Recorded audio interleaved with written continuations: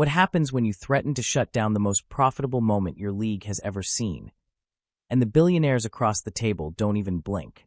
That's exactly the situation unfolding right now. For months, the narrative was simple. The players had momentum. The ratings were exploding. Arenas were packed. Jersey sales were flying. The Caitlin Clark effect wasn't just hype, it was measurable, visible, undeniable. The WNBA had finally stepped into a new financial era, and the players believed this was their moment to demand a bigger slice of the pie. And honestly, on the surface, it made sense. When a business suddenly spikes in revenue, the labor force expects a raise. That's basic economics. That's basic leverage.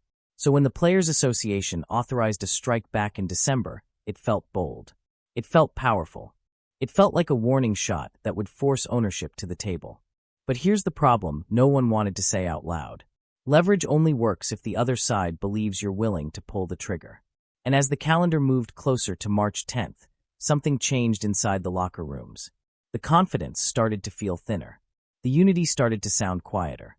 Private conversations started to sound very different from public statements. Players who once proudly voted yes were suddenly asking a dangerous question. What if we can't actually afford this? That's when the shift began. Because this wasn't just about percentages anymore.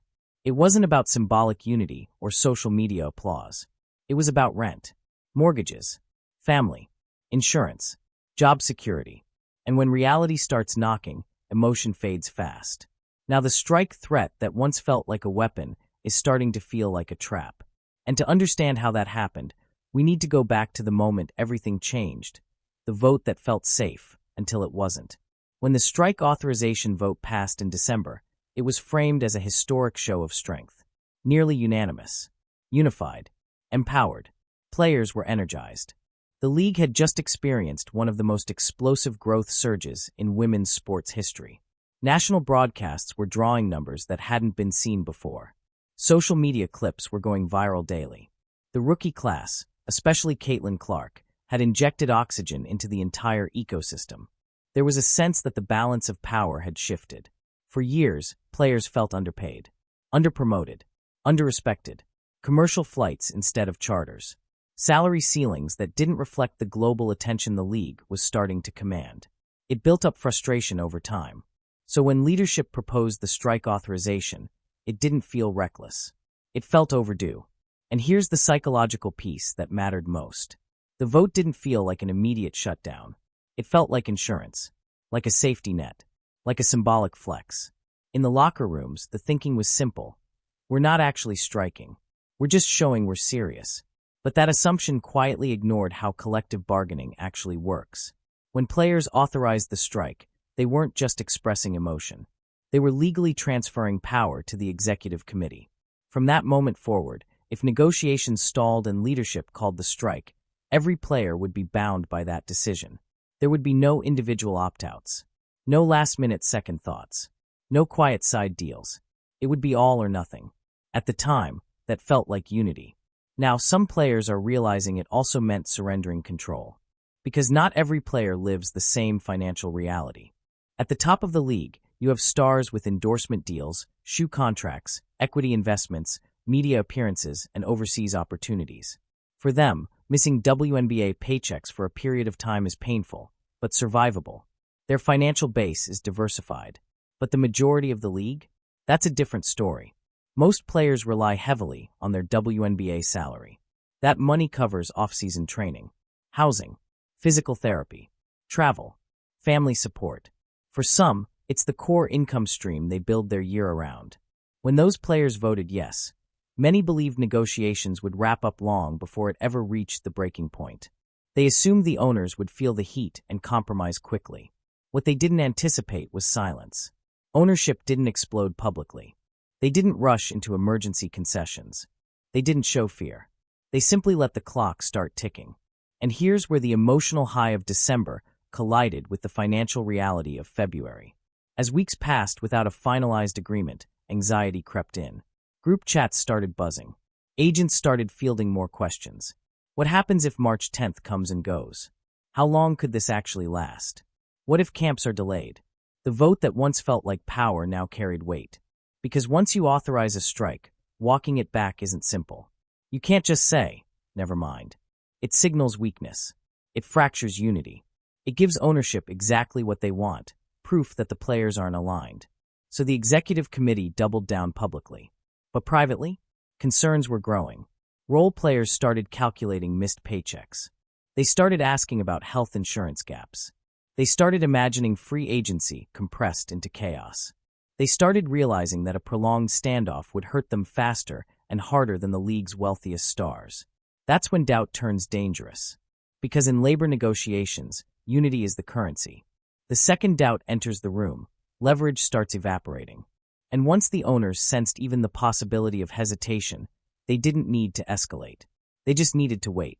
The vote that once symbolized strength had now created a psychological trap. If the players follow through, they risk financial pain. If they retreat, they expose division. Either path carries consequences. And as the deadline inches closer, more players are quietly asking themselves the same unsettling question.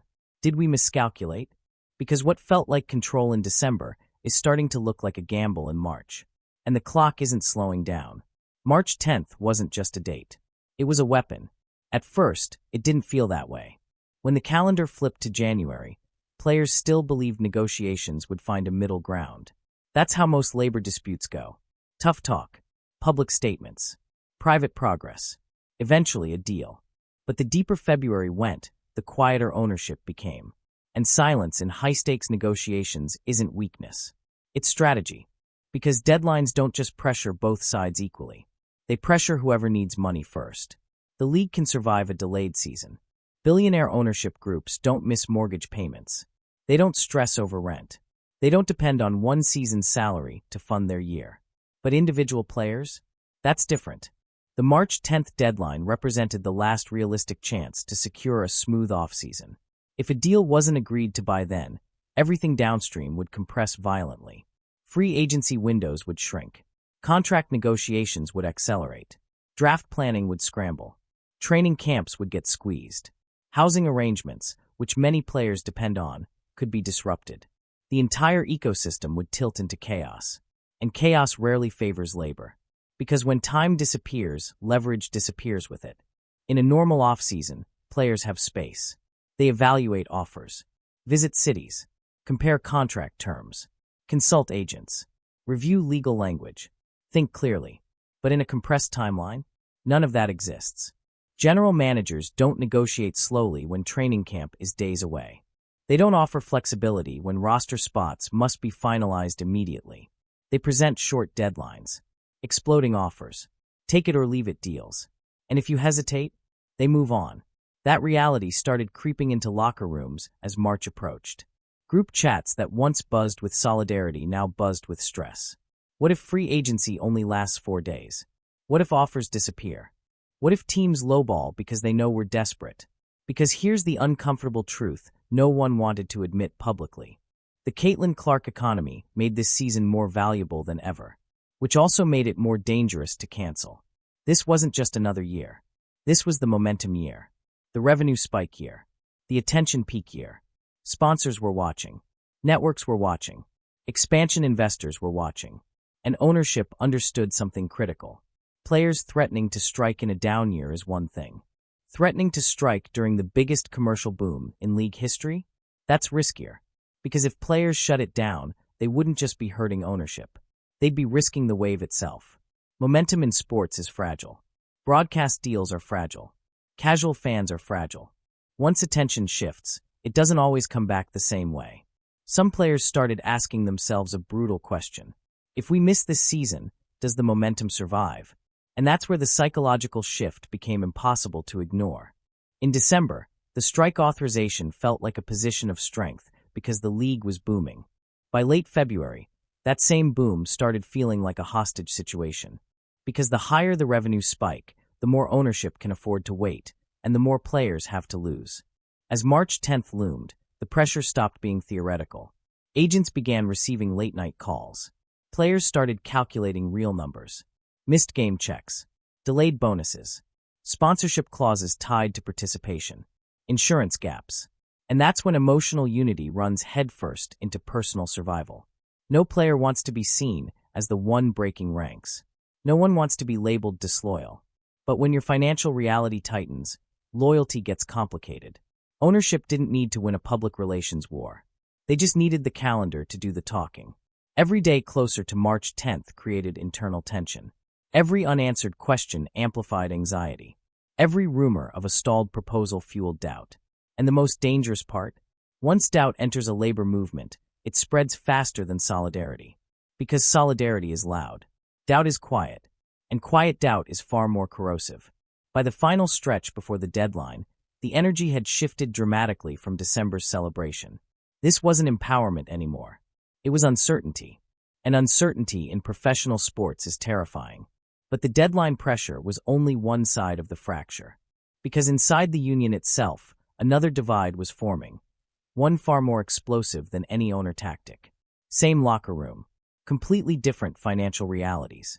And that's where the real internal collapse began. From the outside, the WNBA looks unified. Same jerseys. Same courts. Same press conferences. Same slogans about solidarity. But behind closed doors, there are two completely different financial worlds coexisting under the same logo. And that divide is what's quietly tearing this standoff apart. At the top of the league, you have stars whose income doesn't stop at their base salary. They have endorsement deals, shoe contracts, media appearances, investment portfolios. Some have equity in side ventures. Some have international contracts as backup options. Missing WNBA paychecks would hurt, but it wouldn't be catastrophic. Now look at the majority of the roster. Role players, bench contributors, defensive specialists, young athletes still trying to establish themselves, players who don't have million-dollar brand deals cushioning their decisions. For them, WNBA salary isn't supplemental. It's survival. That difference changes everything. When the strike authorization vote passed, everyone raised their hand together. But the financial risk wasn't equal. For top earners, holding out could mean fighting for long-term revenue percentages. It's a legacy play, a structural shift, a bigger slice of future growth. For the other 70 to 80% of the league, it means wondering how long they can go without checks. It means wondering whether training staff access continues, whether team-provided housing continues, whether insurance protections stay intact. That's not theory. That's daily life. And as March 10th got closer, those realities stopped being abstract. They became urgent. Players started quietly calculating worst-case scenarios.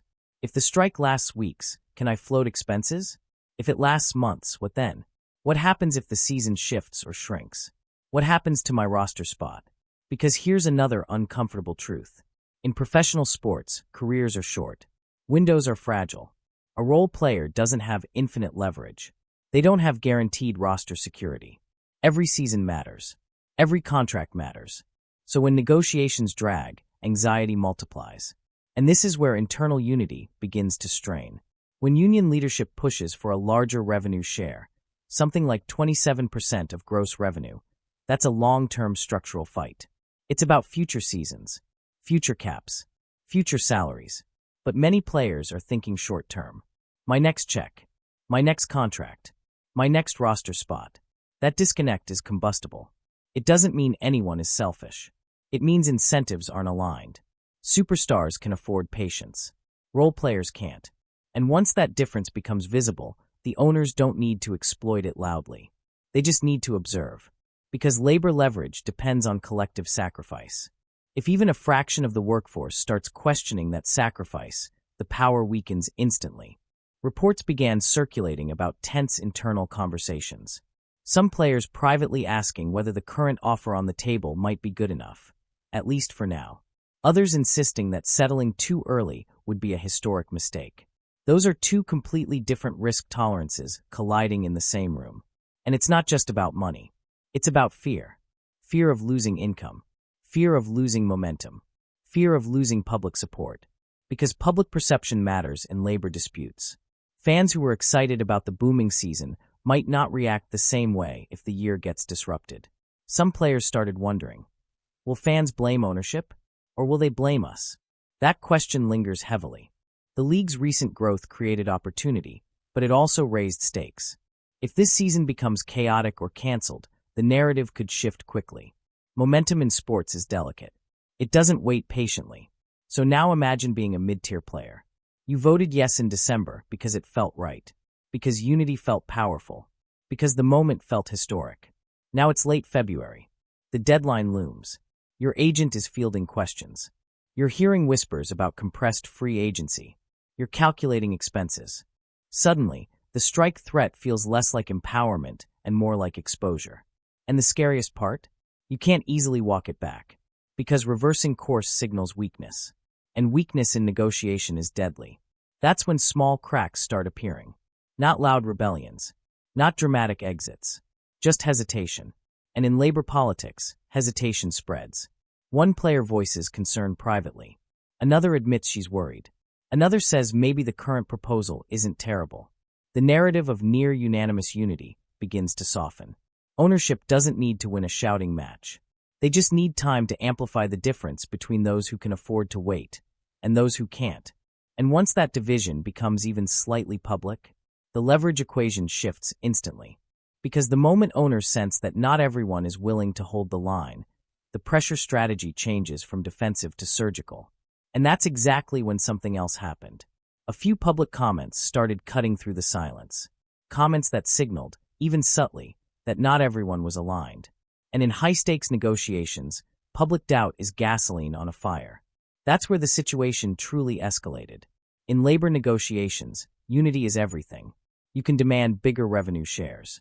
You can threaten walkouts. You can hold press conferences. But none of it matters if the other side senses hesitation. And hesitation doesn't have to be loud. It just has to be visible. That's exactly what began happening. At first, the conversations stayed behind closed doors. Zoom calls, team meetings, agent discussions, players asking questions in smaller circles instead of public statements. But eventually, the silence cracked. A few comments surfaced from players suggesting that not everyone was fully aligned. Not everyone agreed on every tactic. Not everyone was comfortable with how far this could go. Those statements might sound harmless. They weren't. Because in a standoff like this, public disagreement is oxygen for ownership. The moment a respected veteran hints that players don't agree on everything, it shatters the image of a solid front. It signals that there are layers inside the locker room, layers with different priorities, different risk tolerances, different breaking points. And once that perception enters the public space, it's impossible to erase. Ownership doesn't need to respond aggressively. They just need to let the doubt circulate. Because the psychology flips instantly. Instead of owners wondering, are the players serious? Now players start wondering, are we really united? That shift is lethal. And it wasn't just about one comment or one interview. It was the ripple effect. Fans started debating it. Analysts started dissecting it. Social media amplified every sentence. Even neutral observations were interpreted as cracks. Inside the union, that creates tension. Because no one wants to be labeled the weak link. No one wants to be the reason leverage collapses. So players who are worried stay quiet publicly. But privately, their anxiety increases. And that anxiety spreads through conversations that never make headlines. Ownership understands this dynamic deeply. In corporate disputes, silence combined with deadline pressure is a classic strategy. You don't argue. You don't escalate. You don't attack. You wait for the other side to fracture. And that fracture doesn't require a majority. It only requires doubt. The moment there's even a perception that players might break ranks to secure individual deals or push for a quicker agreement, the entire threat of a strike loses weight. Because a strike only works if participation is overwhelming and unquestioned. If there's even a rumor that some players are reconsidering, the power drops. And here's where it becomes dangerous. If the executive committee pushes forward aggressively while a segment of the membership is nervous, resentment builds.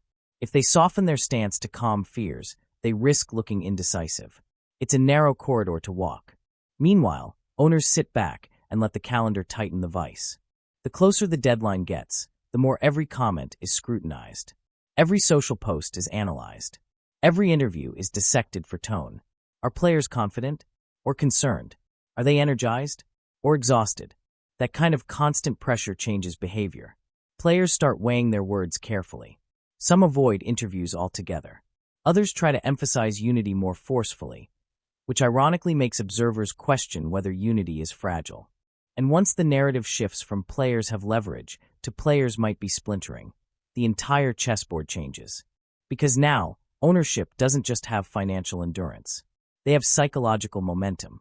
The story transforms from a powerful labor push to an internal struggle. From owners versus players to players versus players. And that's the worst-case scenario for any union. Because internal conflict drains energy faster than external opposition ever could. But the psychological crack wasn't the only pressure building. Behind the scenes, another ticking time bomb was approaching. Free agency. And what ownership had quietly engineered around that timeline might be the most ruthless part of the entire strategy. Because once contracts, roster spots, and careers get thrown into a compressed window, fear doesn't just simmer. It explodes. This is where everything stops being theoretical. Because free agency isn't politics. It's personal. In a normal WNBA offseason, free agency has rhythm. It has structure. It gives players time to think. Agents negotiate back and forth. General managers court players. Contracts are reviewed carefully. Players visit cities. They talk to family.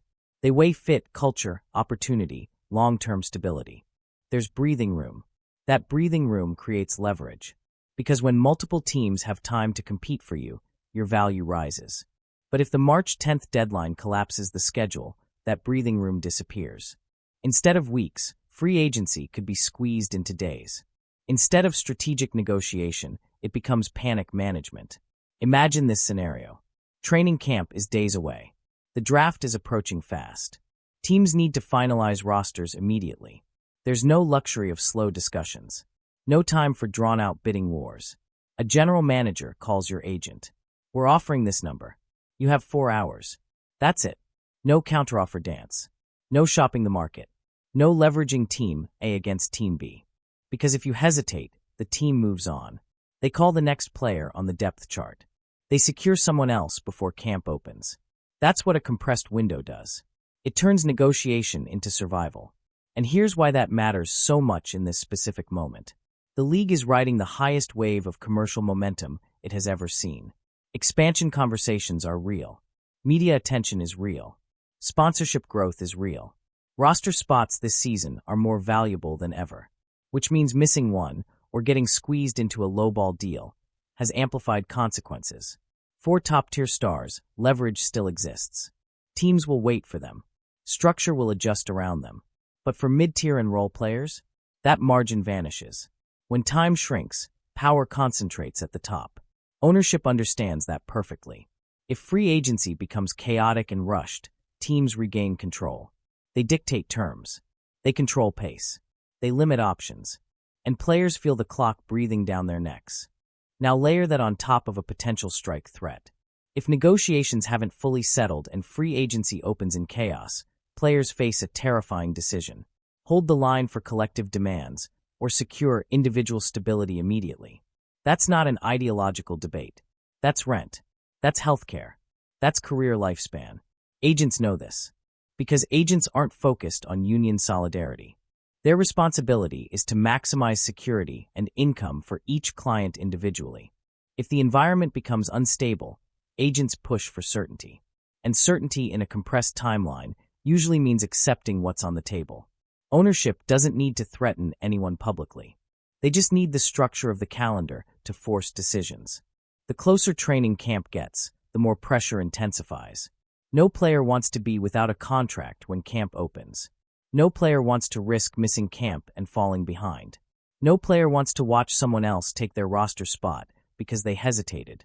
That's how fear works in professional sports. It doesn't scream. It whispers. And when fear whispers to dozens of players simultaneously, collective power starts dissolving. Because every individual starts calculating their own threshold. How long can I hold out? What if others don't? What if I'm the one left exposed? And here's the brutal twist.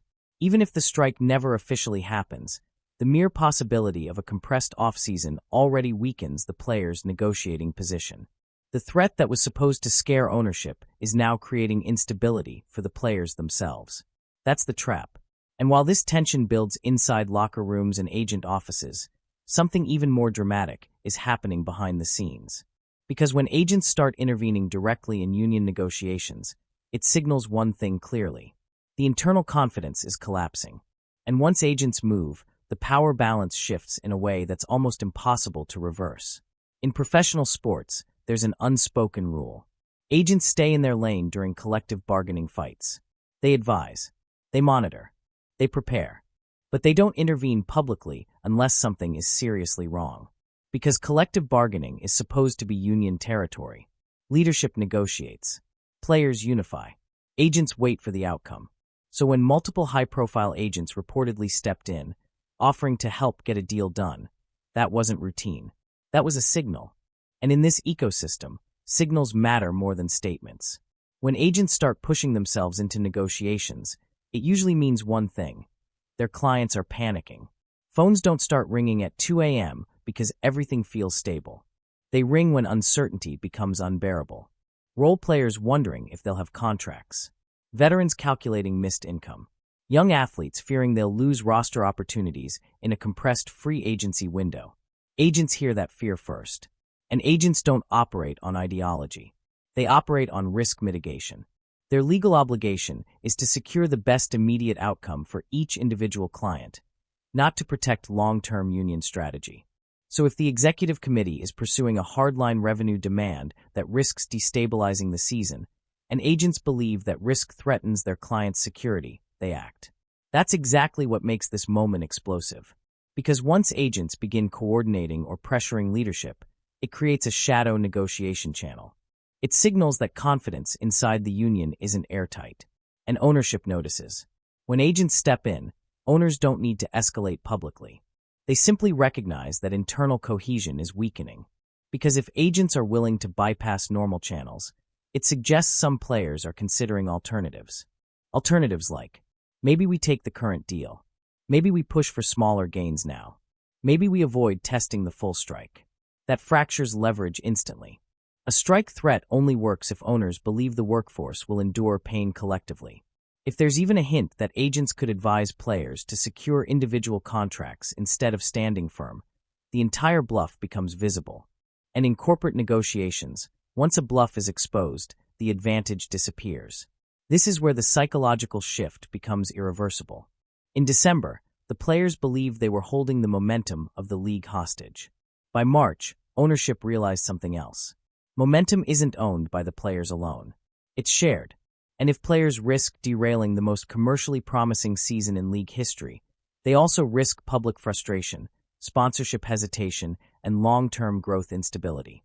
That's a heavy gamble. Ownership didn't need to attack the union. They didn't need aggressive press releases. They didn't need threats. They just needed patience. Set the deadline. Let anxiety grow. Let financial differences inside the locker room surface. Let agents apply pressure. Let doubt spread. And then wait. Because once players begin questioning their own strategy, ownership regains leverage without ever firing a shot. That's the cold reality of high-level business negotiations. The side that can endure uncertainty the longest usually wins. And billionaires can endure uncertainty far longer than athletes on seasonal contracts. Now the players face a brutal crossroads. If they hold firm and push toward a strike, they risk short-term financial pain, compressed chaos, and fractured unity. If they soften and accept a deal perceived as incomplete, they risk internal resentment and long-term regret. There is no painless option, only trade-offs. And that's the part many players may not have fully calculated back in December when the vote felt empowering. What started as a confident show of strength has transformed into a test of endurance.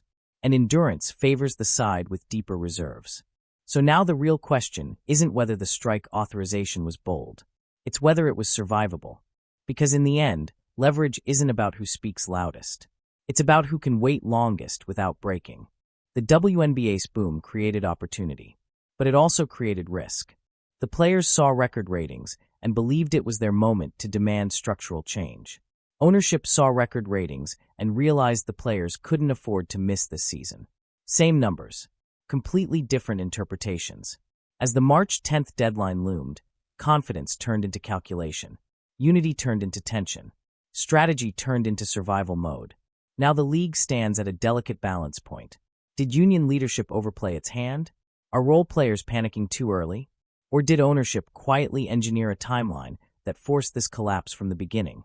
That answer is still unfolding. But one thing is clear. The threat that once felt powerful now carries consequences few expected. And the next move could reshape the league's power structure for years. If you want the real breakdowns, not surface headlines, not media spin, but the business chess behind the scenes, make sure you subscribe right now. Because when the final decision drops, the fallout is going to be massive. And you'll want to understand exactly how it happened.